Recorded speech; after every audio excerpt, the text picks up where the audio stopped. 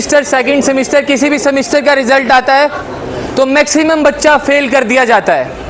वो बच्चा जिसका 12th क्लास में 95 मार्क्स जिस सब्जेक्ट में थे, उस सब्जेक्ट में उसको यहाँ पे फेल कर दिया जाता है। और इवेल्युएटर जो उस एग्ज़ाम पेपर को चेक करता है, उसकी कोई भी लायबिलिटी। आप देख रहे हैं कि जो जम्मू यूनिवर्सिटी में पिछले काफ़ी दशकों से एक चीज़ चल रही है। आप देखते हैं कि जब भी रिज़ल्ट आता है बच्चों का, और बच्चों को फेल कर दिया जाता है, और इसमें जो वही बच्चे जब री इवैल्यूएशन का, री एग्ज़ाम का फॉर्म फिल करते हैं, उन बच्चों को बाद में पास कर दिया जाता है। सेम पेपर को चेक किया जाता है, कोई बदलाव नहीं होता उसमें, या तो ये बैकडोर में कोई बदलाव करते हो पता नहीं। तो उसके बाद आप देखते हैं वो बच्चे जब पास हो जाते हैं, तो मुझे एक चीज़ समझ नहीं आती कि इसमें जो इवैल्यूएटर है, जिसने वो पहली बार वो पेपर चेक किया, उसकी लायबिलिटी क्यों नहीं फिक्स की जाती?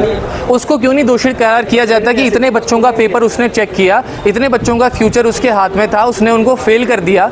बाद में आप बच्चों से, उन्हीं बच्चों से पैसे लेते हैं, कोई रिफ़ंड पॉलिसी नहीं है। रिफ़ंड पॉलिसी है भी तो पता नहीं किस ब्लैक होल में, किसी को कोई पता नहीं है उस बारे में, कोई प्रोसीजर नहीं पता उसका।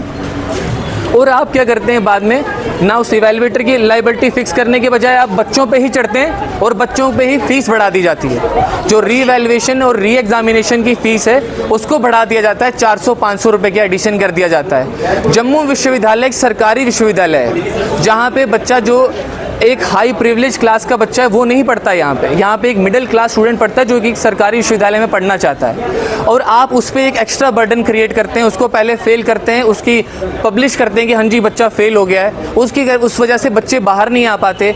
कुछ बच्चे तो ऐसे हैं कि जो अपना सब्जेक्ट ही छोड़ देते हैं कि हम इस लायक ही नहीं है शायद। अभी आप क्या चाहते हैं? अभी हम ये चाहते हैं कि जो हम जानते हैं कि जम्मू विश्वविद्यालय इस प्रकार का है कि वो दोबारा एग्ज़ाम कंडक्ट करेगा। हम ये चाहते हैं कि जो इवैल्यूएटर है, जो उसने पहले एग्ज़ाम चेक किया, उसकी लायबिलिटी फ़िक्स की जाए, उससे पूछा जाए कि आपने कैसे बच्चों को फेल किया, आपने प्रॉपरली चेक क्यों नहीं किया, आपको प्रॉपर पैसे मिल रहे थे तो।